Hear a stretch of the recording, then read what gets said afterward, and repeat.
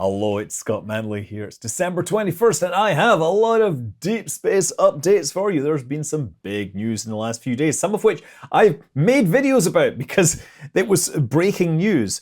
We're going to start on December 11th, where there was a Falcon 9 launch carrying a couple of payloads that will ultimately get to the moon, and one of them will land on the moon.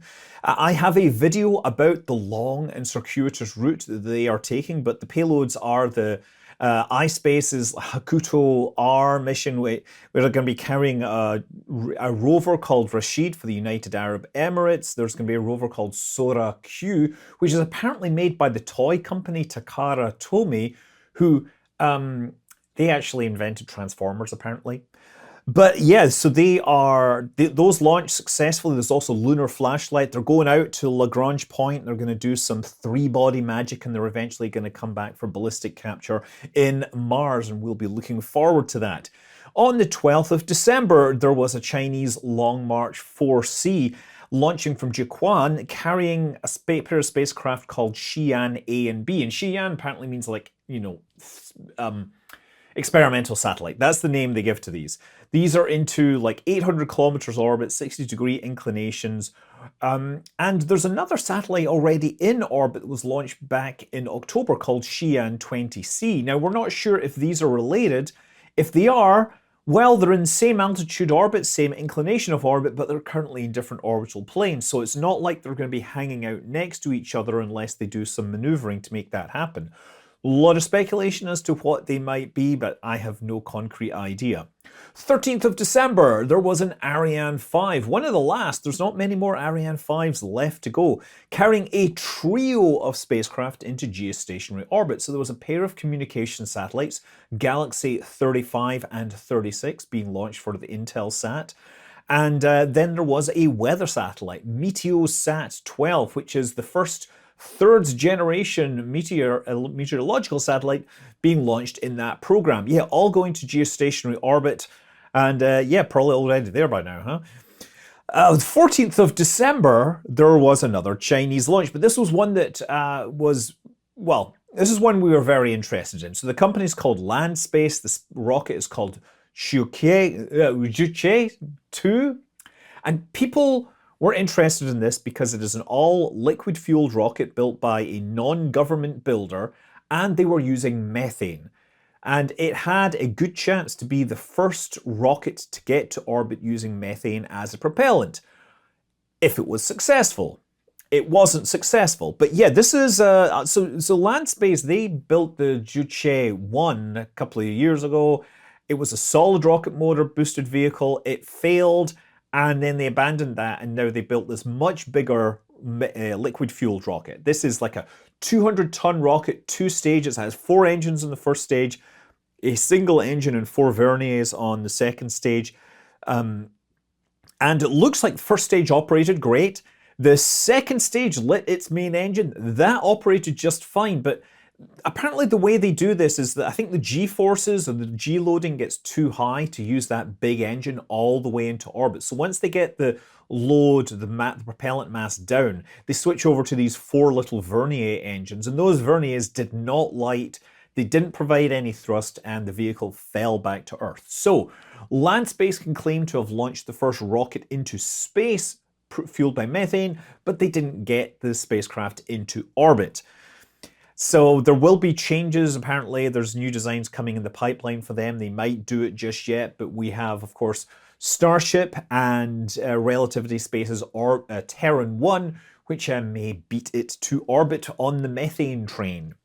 14th of December, there was a military Chinese launch, a Long March 4D, carrying a trio of Yaogan 36. We presume these are electronic intelligence satellites. We don't really know very much. This is like the 12th. These will make 12 of those satellites in orbit. And there's many, many others in the Yaogan series. On the 16th of December, there was a Long March 11. Now, that is unlike the other Long Marches because it is all solid rocket motors. It's a 4-stage solid rocket boosters. It was carrying a spacecraft called Xi'an 21. Don't know anything about it. We do know that it went into like a 480 kilometer orbit with the 36 degrees inclination.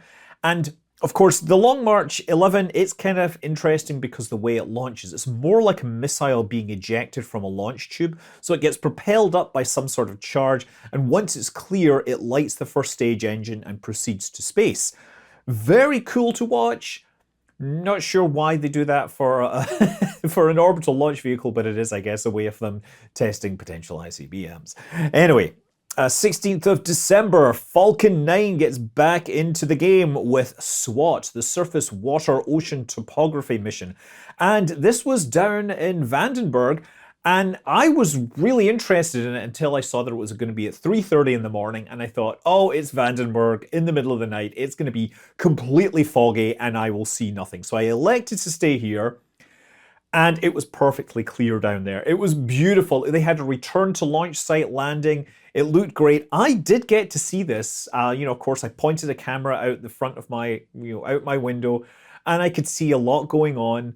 I could see the booster flipping around and headed back. So quite enjoyed watching this. But apparently, I should have set my alarm and woke up at like, an hour before daylight, because it looks like they set up these big noctilucent clouds. That's basically where you have clouds at really high altitudes and they get seen way before the sun rises. So people all over California saw this and I slept through it.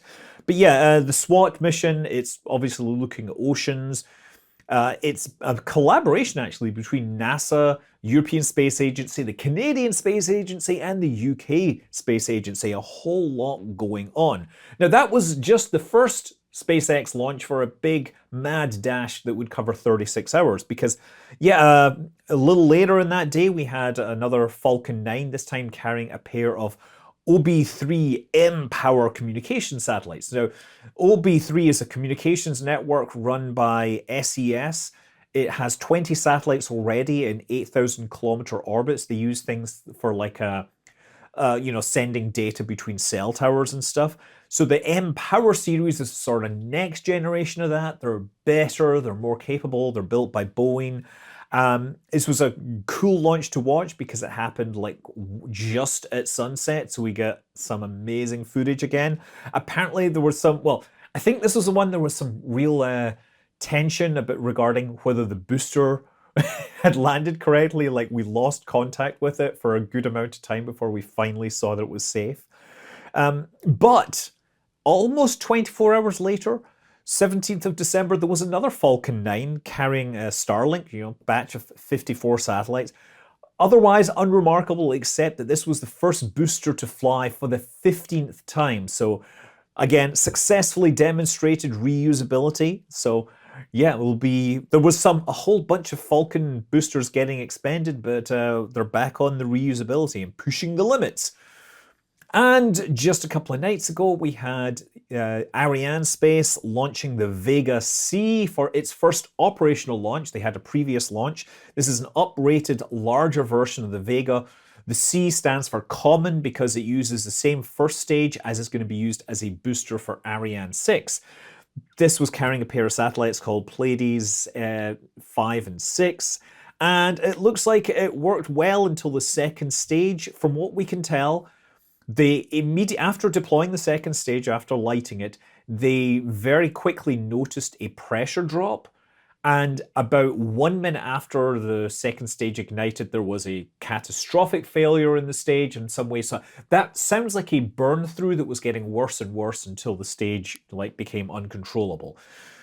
Anyway, another bit of news last week, which I made a special video about, was Soyuz and the leak that it sprouted. Now, we still don't have a definitive answer as to what caused it, although what we do know is that the leak stopped by the next morning, probably because they just simply ran out of coolant. They reported high temperatures in the service module and inside the cabin. Like the cabin, I think, was reaching over 30 degrees Celsius, which is pretty uncomfortably hot if you're going to be spending that in a big, thick spacesuit. So they investigated it using the Canadarm2 on the International Space Station, and their conclusion is that this is probably a micrometeoroid strike or debris strike. I'm thinking micrometeoroid is slightly more likely because it's on the far side, on the leeward side of the spacecraft. So if it's an object that's in orbit, it would have to be coming in sort of from behind. It's not a guarantee. Honestly, it's very hard to do statistics with one event. Regardless, it's physical damage, the stuff is leaked out. Now, the question is the spacecraft still usable for return? And it's not certain. It very well could work, right? It would be uncomfortable for the crew because it would be very hot. There are concerns that there's many systems, like the thermal controls are needed for like electronics, batteries, all sorts of mechanisms with moving parts, thrusters. They've tested thrusters, they know those work. And the question is, like, how hot do these things get and how long have they spent at those elevated temperatures? There are backups for if electronic fails. Like if things go wrong in the flight computer, the crew can perform manual re-entry. So there are contingencies that would probably allow them to get home. But at this time, they're still trying to assess. They are apparently considering launching Soyuz MS-23 early. In fact, they've gone so far as to suggest that they might cancel the Progress that was planned to be launched and put the Soyuz on that instead so we could get there perhaps around February. But yes, still a lot of questions there as to what's going on, but at least everyone's safe so far. Now, this failure did also result in NASA delaying their EVA to start setting up for the next set of iROSA solar panels. And just today, when they were getting ready to do it again, they had to cancel it because the space station needed to make a maneuver to avoid a piece of debris from, I believe it was a launch of Spectre, where they left a propellant tank in orbit. And yeah, that was passing uncomfortably close to the space station. Anyway, what else? And well, in terms of the crude spaceflight situation, Orion returned home with much fanfare and spectacular re-entry. Yeah, it came over the South Pole. It dropped the service module, and then we saw it perform the re-entry. We got some nice live views from inside the cabin during this. We saw it doing the skip re-entry, where it came down, performs some entry, deceleration, and then skips up to let the heat shield cool down a little, and then falls back in, and then finally landed and splashed down. Then it sat around in the water for a fairly long time while they wanted to make sure it wasn't taking on water or having anything else before it got brought on board the ship. Now, as soon as it got back to port, we apparently got some great views because they just let the reporters come in and take a good close look at the heat shield, and you can see that it has been through some epic re-entry heating. There are like chunks missing, as you might expect from something that shot through the atmosphere at ridiculous speeds. So we don't know whether that operated within specifications, but the spacecraft is there, it's not leaking, it's all visible in one piece. So I'm presuming that it's okay at this time. Like, you gotta remember, this was never a certainty, right? The last time they flew Orion in the re-entry test, it had a monolithic heat shield, and they had changed it to a modular heat shield that could be built up out of smaller sections, and that appears to have worked correctly.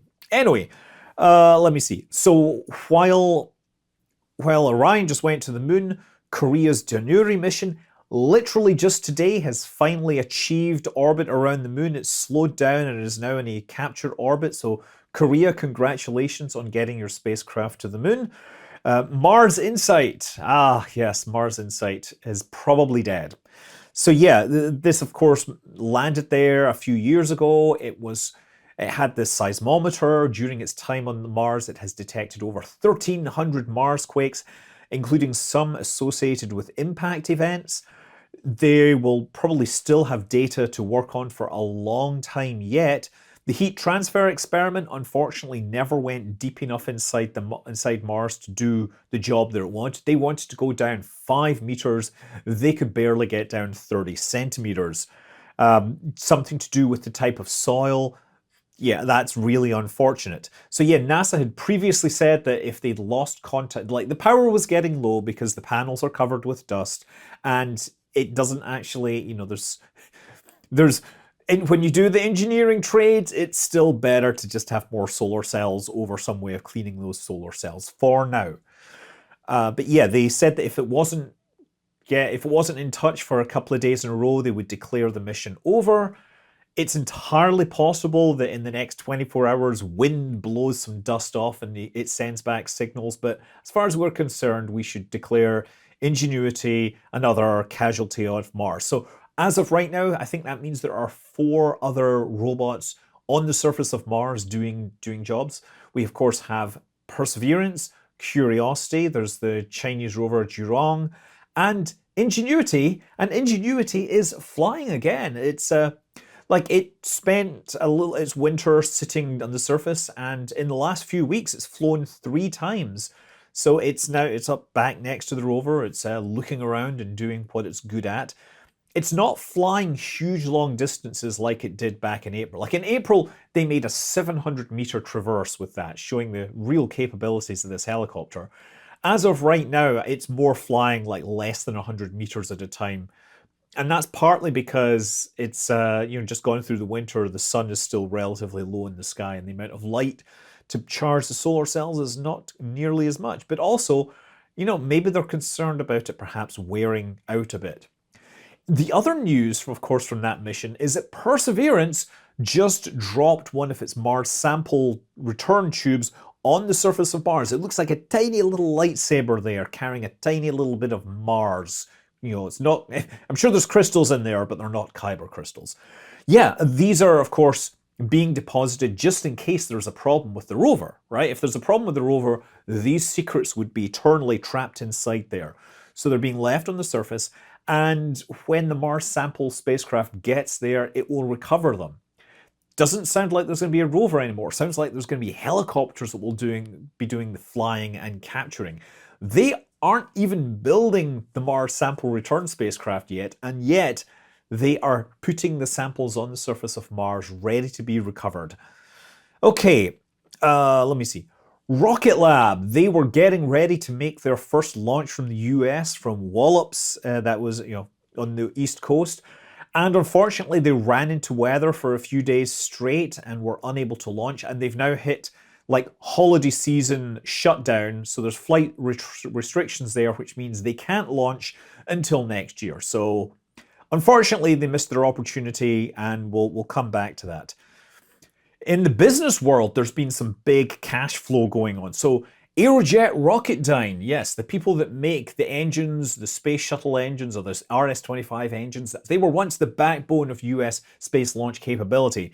They are being acquired by L3 Harris, who were previously L3 and Harris and merged. Yes, they're being bought for $4.7 billion, and this deal comes like 2 years after Lockheed Martin said that they were going to buy Aerojet Rocketdyne for like $4.4 billion, and that deal was never completed because there was some concern over anti-competitive nature. Basically, these companies, they're not, while Aerojet Rocketdyne make rocket engines for big rockets, the thing that these companies are more interested in is the smaller rockets that are used for military applications. That is a big, consistent market that makes them a lot of money. So, yeah, that's going to happen possibly. More, what do you call it? More conglomeration. What's the word? Merging, consolidation in the space launch and tech hardware and defense business. And on the other coast, Maxar Technologies, who of course are satellite builder. They've made a lot of news with all their images of things like the war in Ukraine. They are being acquired by a company called Advent International. So they're being bought for $6.4 billion. Yeah, Maxar like just down the road from me. I should probably visit them someday, huh? Finally, talking about lots and lots of money, the US government, there has been the omnibus spending bill is probably close to getting approved. So NASA's getting $25.4 billion, which is an increase of about 5%, which isn't going to keep up with inflation, unfortunately. It's less than what the agency asked for. It's less than what the White House asked for, and less than what the Senate was going to offer. But, that's it. The proposal's there. That's probably what's going to happen. Also, coincidentally, or more interestingly, let's say, This now marks the point where Space Force has a bigger budget than NASA. And also, by the way, I can't get away without mentioning SpaceX, Boca Chica. Starship 24 had an engine test, and we got this amazing drone view looking down on it. Very cool. I've definitely got looped animations from that. It does look like there are still tile shedding issues when they're firing the engine, and they will really have to sort that out. Or just accept that they're going to lose, they're going to lose the thing on re-entry rather than when it hits the water. Yeah, so that's most of the news. I'm Scott Manley. Fly safe.